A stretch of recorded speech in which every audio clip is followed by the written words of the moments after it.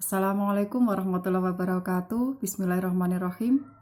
Selamat jumpa lagi, salam jumpa lagi dengan saya. Semoga teman-teman, kakak-kakak, adik, semuanya anak-anak dalam kondisi sehat walafiat tanpa kekurangan suatu apapun. Di sini kita akan santai membahas masalah hikmah di balik efek dari pembelajaran daring untuk anak-anak sekolah ya. Apa sih kira-kira hikmah yang bisa kita ambil ya dari efek adanya corona, adanya pandemi ini COVID-19 itu, kemudian adanya pembelajaran daring, anak harus melaksanakan pembelajaran daring atau online di rumah, tidak bisa masuk ke sekolah atau madrasah. Nah, dari sini mungkin efeknya sangat banyak, baik bagi orang tua, bagi siswa, bagi bapak ibu guru, semuanya terkena efeknya, terdampak ini semuanya ya. Mungkin efeknya bagi siswa itu tidak bisa berkumpul dengan teman, bertatap muka dengan bapak ibu guru di sekolah, tidak bisa melaksanakan kegiatan-kegiatan seperti biasanya. Di rumah harus berdampingan terus dengan laptop atau HP, pembelajaran online, harus mengerjakan tugas dengan jarak jauh. Itu mungkin banyak yang mengeluh pusing ya, mengeluh pusing karena tugas-tugas yang banyak, katanya seperti itu. Sebenarnya kalau kita pikirkan belajar di sekolah atau di rumah itu, kalau kita mau bisa memanage, oh kalau di sekolah jam sekian sampai sekian itu bisa, kenapa kalau di rumah tidak bisa? Mungkin itu karena di rumah tidak ada teman ya, tidak ada teman untuk ngobrol, tidak ada istirahat atau bagaimana, itu membuat agak bosan, jadinya jadi bosan ya, mungkin itu. Sebenarnya sama yang dialami oleh Bapak Ibu guru juga seperti itu. Jadi hal apa yang kita lakukan dari Bapak Ibu guru itu sama sebenarnya. Harus kita belajar masalah aplikasi, harus bagaimana mengendalikan siswanya dari jarak jauh, nggak bisa bertatap muka, bagaimana harus menjelaskan materi kepada siswa-siswanya, bagaimana harus mengendalikan siswa yang tidak mau mengikuti pembelajaran, sedangkan kita nggak bisa bertatap muka gitu ya. Kemudian belum mengerjakan administrasi, cek absensi, cek tugas-tugas dari ratusan siswa, kemudian membuat laporan dan lain-lain. Sebenarnya sama, dampak kita semua terdampak sama. Kemudian dari orang tua ya juga terdampak juga dengan adanya pembelajaran daring ini. Misalnya dari orang tua harus ekstra mendampingi putra-putrinya untuk mengerjakan tugas, karena apa? Harus memakai HP ya, harus memakai laptop atau serba online, membimbing. Nah, itu di situ sebenarnya kalau kita bisa mengambil hikmahnya ya. Jadi semua sebenarnya ini ada hikmahnya. Di balik peristiwa ini ada hikmahnya semuanya. Apa hikmah di balik pembelajaran daring ya? Hikmah yang kita ambil bagi Bapak Ibu guru yang pertama ya, hikmahnya adalah Bapak Ibu guru semakin inovatif dalam pembelajaran ya, adik semakin tahu tentang aplikasi-aplikasi bermacam-macam mode pembelajaran, adanya diklat atau workshop dari secara online dengan Zoom meeting ya, dengan adanya pendidikan dan pelatihan dan lain-lain, pengerjaan administrasi dan lain-lain, meskipun harus kalau dituruti ya, itu kita dari pagi bangun tidur sampai malam itu nggak akan selesai kita mengerjakan tugas-tugas dari Bapak Ibu guru, itu nggak akan selesai. Cuma itu ya juga ada bosennya, tapi kita ambil hikmahnya, kita ambil, oh iya dengan begini ternyata ada hikmahnya juga, bahwa kita akan semakin inovatif, akan semakin mengembangkan pola pikir kita ya, kita ambil positifnya saja ya. Jadi tidak nganggur sebenarnya, dari Bapak Ibu guru tidak nganggur. Jadi sangat juga pusing, awalnya juga pusing sekali, tapi kemudian lama-kelamaan karena kita memang harus ini yang kita laksanakan ya, ini ya harus kita lakukan dengan ikhlas ya, tanpa ya, namanya capek itu wajar, tapi namanya orang mungkin kadang sekali dua kali mengeluh itu wajar, tapi tidak harus berkelanjutan. Kita kembalikan bahwa di balik semua ini ada hal yang positif yang kita peroleh. Kemudian hikmah di balik pembelajaran daring bagi siswa ya, Siswa untuk anak-anak semoga bisa lebih memahami betapa berartinya sekolah atau masuk di sekolah. Jadi ketika di sekolah mungkin anak-anak ada yang bandel atau apa, diberitahu untuk tata tertib sekolah tidak mau mengikutinya, kemudian ada kadang bantah sama bapak ibu guru nggak bisa, dan lain-lain, disuruh belajar nggak ikut. Nah, akhirnya dengan adanya kejadian ini anak-anak akhirnya merasa bosan juga di rumah gitu, membutuhkan bertemu dengan teman-teman, membutuhkan bertatap muka langsung dengan bapak ibu guru, mungkin ada rasa-rasa kangen, kerinduan kepada bapak ibu guru dan lain-lain, butuh pemahaman keilmuan, butuh kegiatan-kegiatan baik eh, apa akademik maupun non akademik. Jadi itu lebih lebih apa ya, lebih lebih mudah untuk pembelajaran itu dilaksanakan ketika bisa bertatap muka gitu. Anak-anak harus bisa mengambil hikmahnya ya, di situ berarti oh nanti kalau saya masuk ke sekolah lagi saya harus lebih tertib, lebih giat belajar, karena ternyata pembelajaran daring di rumah itu sangat membosankan, mungkin sangat membuat pusing saya, atau apa tidak bisa berkumpul dengan teman. Meskipun ada hikmahnya yang positif juga di rumah. Kenapa?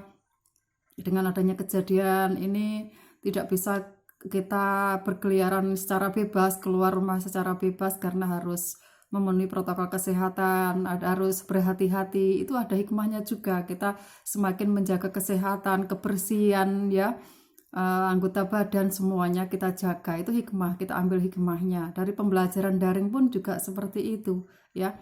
Kita mungkin akan lebih mengenal teknologi ya, mengenal itu, kita ambil hikmahnya. Nah, bagi orang tua itu mungkin hikmahnya dari pembelajaran daring apa gitu ya. Hikmahnya ternyata kita akan, bagi orang tua lebih bisa memahami ternyata tugas guru itu sangat berat gitu, tidak sesuai yang kita bayangkan mungkin selama ini, bahwa tugas guru itu enak cuma ngajar saja, tidak ya. Ternyata mengajari anak itu sangat sulit gitu. Mengendalikan dari anak yang belum bisa sampai harus bisa bagaimana untuk memahami pembelajaran, belum lagi mengendalikan ketika anak itu ada yang bandel, ada yang apa ya. Jadi ternyata sulit juga gitu jadi seorang guru. Jadi dari orang tua, wali murid itu semakin bisa memahami, oh ternyata tidak semudah yang kita bayangkan, yang kelihatannya guru itu hanya ngajar, tidak ya. Jadi mungkin bapak ibu, wali murid, atau orang tua itu semakin bisa memahami kondisi bagaimana di sekolah itu pasti akan lebih sulit lagi. Karena apa? Bapak ibu guru mengajar tidak hanya 1-2 siswa, tapi ratusan siswa, memerlukan kesabaran ya, kesabaran. Jadi ketika ada anak yang bandel apa itu, kadang kita harus menahan emosi. Andaikan ada yang sekali 2 kali emosi, itu mungkin karena keterlaluan anaknya itu, karena menghadapi ratusan siswa yang bermacam-macam karakternya, sifatnya, jadi itu. Jadi semua sebenarnya mengandung hikmah ya. Hikmah di balik pembelajaran daring ini semua ada hikmahnya yang baik buat kita. Yang penting kita bisa berpikir positif gitu. Kalau masalah apa ya, pengorbanan terhadap harus ada pulsa, data, internet, wifi dan lain-lain, itu kita sama terdampak juga. Bapak Ibu guru juga terdampak dari situ, harus memerlukan wifi. Kita nggak bisa mengajar anak-anak tanpa internet yang kuat itu ya, di data yang banyak. Sedangkan dari Bapak Ibu guru pun juga membiayai atau menghidupi keluarganya. Mereka punya putra putri, juga membimbing belajar. Jadi dari bapak ibu guru pun juga menjadi wali murid. Jadi tahu betul bagaimana selain mengajar siswa-siswanya juga harus mengajari putra putrinya sendiri. Jadi double kerjanya itu. Bagaimana? Ya harus kita, kuncinya sabar itu aja. Ketika kita mau emosi atau apa, dengan menghadapi berbagai pertanyaan yang bermacam-macam, yang berulang kali, pertanyaan yang sama kita harus jawab. Kadang kita itu juga ada rasa apa ya, rasa agak aduh ini gimana ini ya, kok berulang kali dijelaskan. Itu wajar ya, karena kita nggak bisa bertatap muka secara langsung. Nah, seperti itu apa yang kita lakukan? Ya hanya kita bersabar saja. Ya Allah sabar gitu ya. Sabar ini adalah apa ya? Bagian dari proses pembelajaran daring atau online inilah plus minusnya pembelajaran daring. Kita bisa ambil hikmahnya saja. Kalau terdampaknya semua terdampak, tidak ada yang terdampak dari pandemi COVID-19 ini ya. Semua berhati-hati. Mudah-mudahan semua itu kita ambil hikmahnya. Pasti insya Allah nanti akan ada hikmah yang luar biasa di balik kejadian ini semuanya. Sekarang saja sudah bisa kita lihat ya, kita rasakan, oh ada hikmah ternyata apa. Mungkin kita akan lebih sering berkumpul di keluarga, kita lebih bisa menjaga kesehatan, kebersihan yang awal-awalnya mungkin ada yang nggak begitu nggak begitu respon atau respect dengan masalah kesehatan. Sekarang sudah harus lebih. Itu sebenarnya kan di dalam Islam itu semua dilatih untuk kebersihan, nggak ada. Jadi kenapa disuruh Allah itu mencintai orang-orang yang bersih dan suci? Itulah tujuannya, untuk kesehatan kita, untuk kebaikan kita semuanya. Ketika nggak hanya sewaktu ibadah sebenarnya, kenapa kita mau makan itu harus cuci tangan?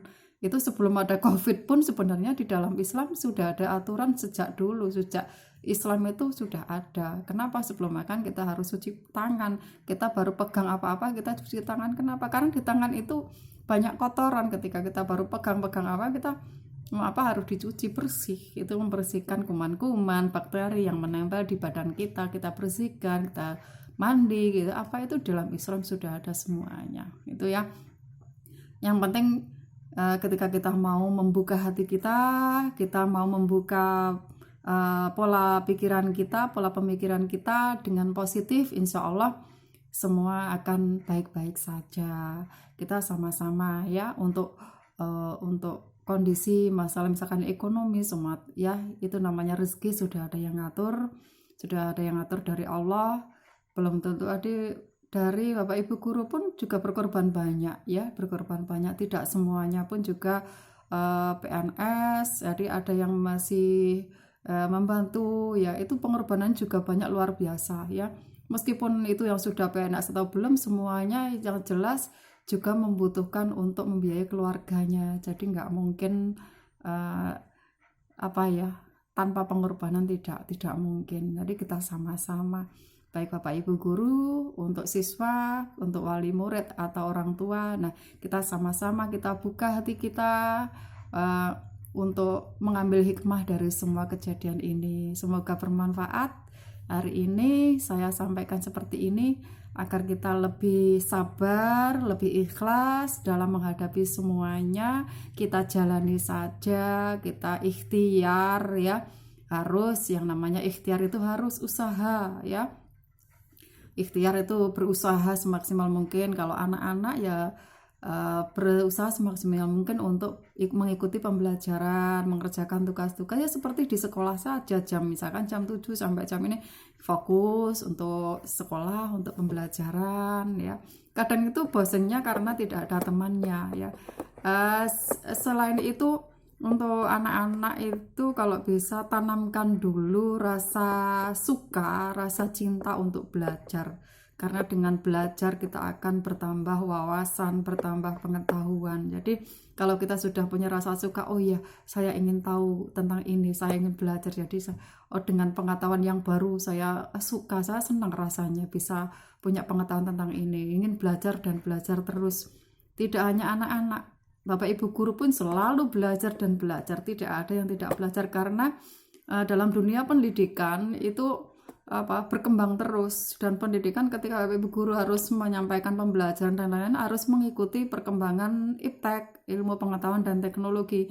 Tidak bisa kita tanpa belajar, apalagi sekarang eranya era serba IT ya, serba teknologi, serba di aplikasi dan lain-lain. Kita sama-sama belajar, tidak ada yang kita mampu lakukan tanpa kita belajar, gitu ya.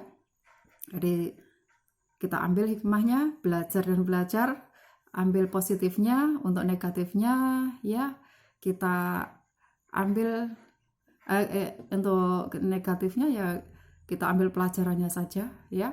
semuanya kita jalani bersama-sama, semua terdampak dan semua insya Allah ada hikmahnya. Mudah-mudahan bermanfaat untuk semuanya.